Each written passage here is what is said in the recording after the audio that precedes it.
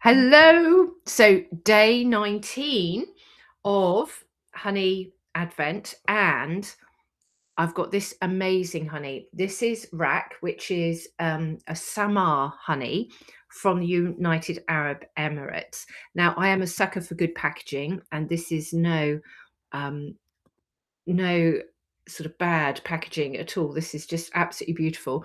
So I have used quite a lot of this because in the treatments that I do here, the bee spa, I will often give people a teaspoon of this because it's so special. Now, I was alerted to this by a chap called Nicholas Bishop, who was did used to live in England and worked for the London Honey Co. And we met as we were both judges for the London Honey Awards and the Paris Honey Awards. And then he emigrated to United Arab Emirates. And he is half Italian, half British, and qualified early on as a honey sommelier. So he did the Mm. exam in Italian.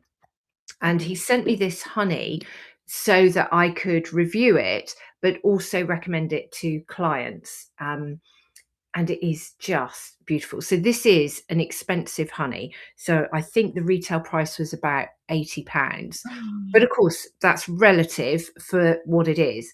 So what makes this honey so special is it's wild, they call it wild crafted.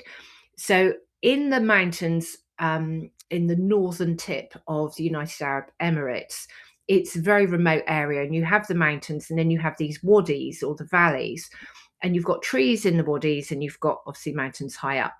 So you'll have wild bees that live there. And what the wild bees do is in the real heat of the summer, so when it's like 50 degrees, 45 degrees, they actually live in caves where it's nice and cool. So you'll find them deep in the caves. And then when it's the no, it's that's in the summer. So then in the winter, they come down to the wadis and they live in the trees, but it's still quite warm. You'd still be talking sort of 25 to 30 degrees. And then they'll have their nests either inside the trees or hanging off the branches. And so what the local, often tribes people would do is when the bees come down to the trees, they would either just cut off a small twig which has got the honeycomb on it, or they would go up and see if there are any empty hives in the mountains and then take the honeycomb from there. And when we were in Oman and we went to Nizwa market, there were there was a man selling wild honeycomb, and it was still on the twigs. So I've got this amazing photograph of this piece of honeycomb. And so what I was waiting to get confirmed, but I don't know yet, but when I do know, I'll add it in the comments on the recording of this, is what the actual species of bee is that does this. Now, the fact that they're wild bees, they're living in the mountains, they are not going to be imported Apis mellifera.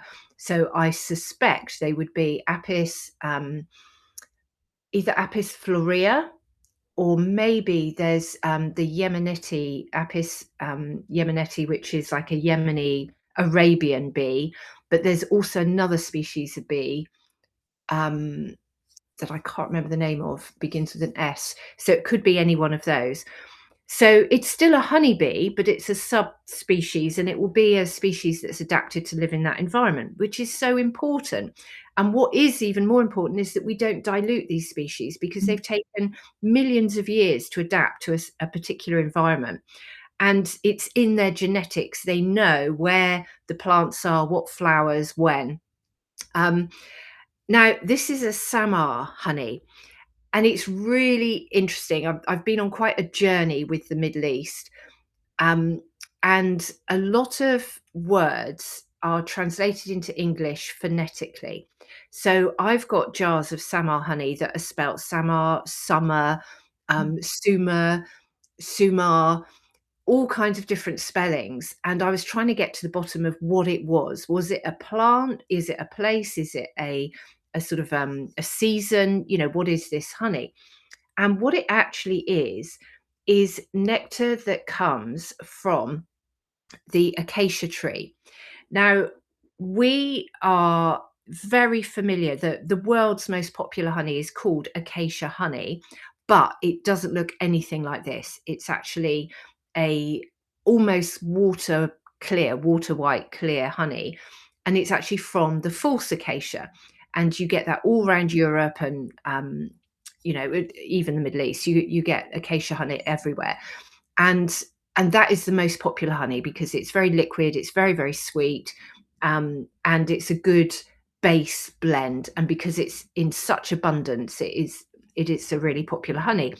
And the first time I became aware that false acacia was like a sister plant to a real acacia was when I visited South Africa, and I was talking to some locals, and they showed me this tree that was flowering that had these massive spikes on it.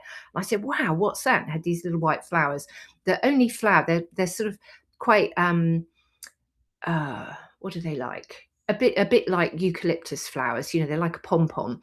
And I said, "Gosh, what's this?" And they said acacia, and I'm like, "Oh."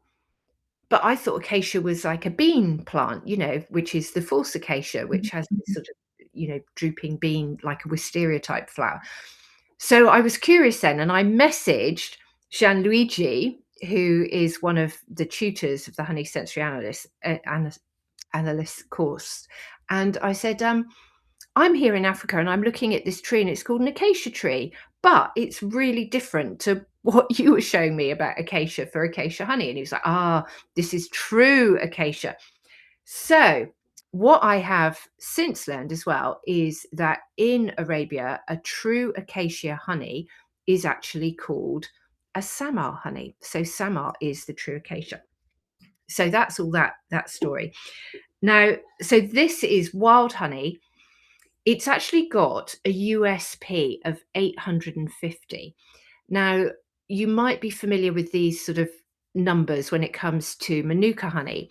Well, what the UAE have done is they are now measuring the unique Samar properties. So it means how pure is that Samar. Now, what I explained earlier on an earlier session about cedar honey is that the Yemeni cedar honey has a high potency of the cedar tree because they have the ancient trees and the bees can just visit one tree. So all the honey is the cedar. So the bees aren't having to forage from other plants around it. And it's the same here with the Samar. So if you're going up into the mountains and you're harvesting a honey from wild bees, and you can imagine the Arabian mountains are quite sparse, if you time it right, or if it's down in the valley where perhaps the acacia trees are, then you're going to get a higher unique Samar property. So it means that the bees have only foraged on the Samar. And also understanding the Samar honey, you would recognize it from the color. So I've put some in this pot here, and you can see how dark it is, but it also has this wonderful red hue. Absolutely beautiful, beautiful honey. And it's really viscous. You can see how it sticks. When I sort of wipe it around the glass, it sticks. And Mhm. here it is, how viscous it is. So when I smell it, oh, it's such a wonderful, rich smell.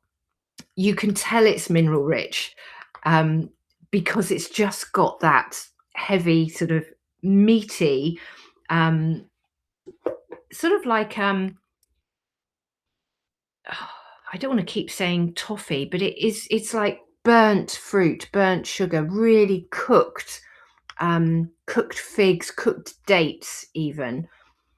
I did originally wonder if it was a date honey when I first came across Samar honey, but it isn't. Anyway, really lovely, very aromatic, bit of licorice, slightly smoky. Um, oh, gorgeous. And then as I taste it, mm, really smooth. Oh, so strong. It is this sort of cooked fruits, but it is like a really ripe figs. Gosh, yeah, really like ripe figs, maybe even dates. absolutely amazing. Oh, and then you have this subtle sort of orange flavour that comes at the end, but it's not a sweet orange, it's like a marmalade.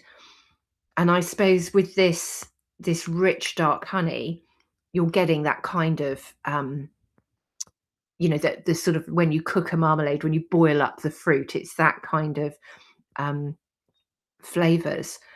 But, oh, it is quite addictive. This is the kind of honey that you don't need to you can eat it straight from the pot because it's just so delicious. But because of the way it's harvested and the bees and it takes great skill to harvest this kind of honey. And the beekeepers, they need to know where these wild bees are. So you've got that skill. You're sort of tracking the bees. And because the bees migrate, they're not going to be in the same place all the time. Oh, it is a really unique honey, which is reflected in the price and the limited availability. Mm. But yeah, licorice, really rich dark fruit, like the best of a Christmas pudding. Oh, Oh, it's it's absolutely perfect for this time of year. I think it is such a warming honey. This is one that I'd want to put my finger in and just get every little drop because it's just incredible honey. So I feel very blessed to even have that, and it's lovely that I can share it, when people do come here and have a treatment, and I sort of tune in to which honey would suit that person.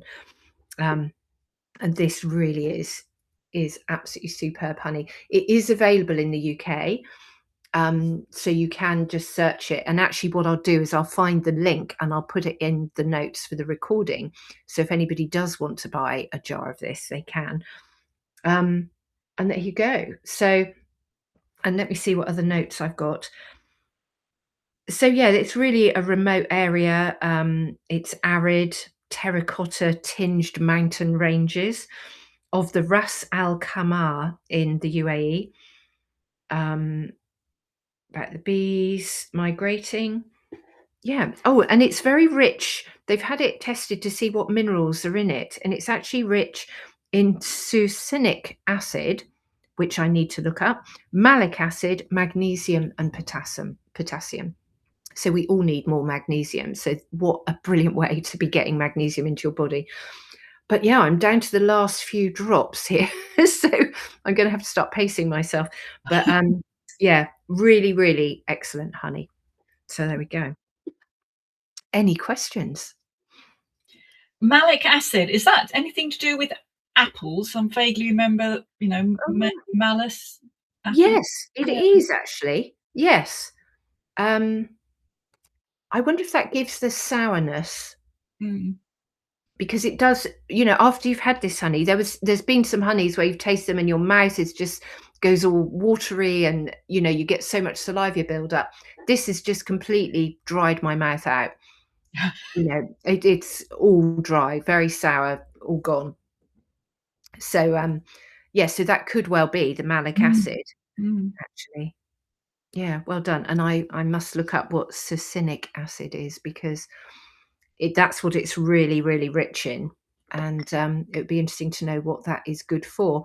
And when we reflect on that, if you look at the environment and you look at the people that would live in that environment and what might they need as health supplements.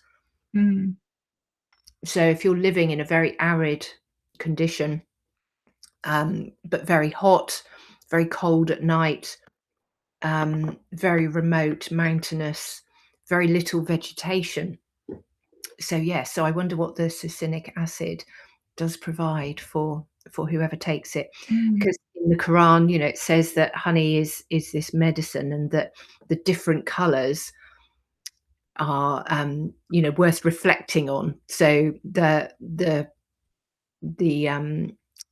honey from the bellies, or the fluid that emerges from the bellies of the bees, is healing for the people, and it comes in various colors. So looking at the different colors, if you have all your honeys lined up and you know which ones have which minerals from the colors or the texture, That would be very interesting to know.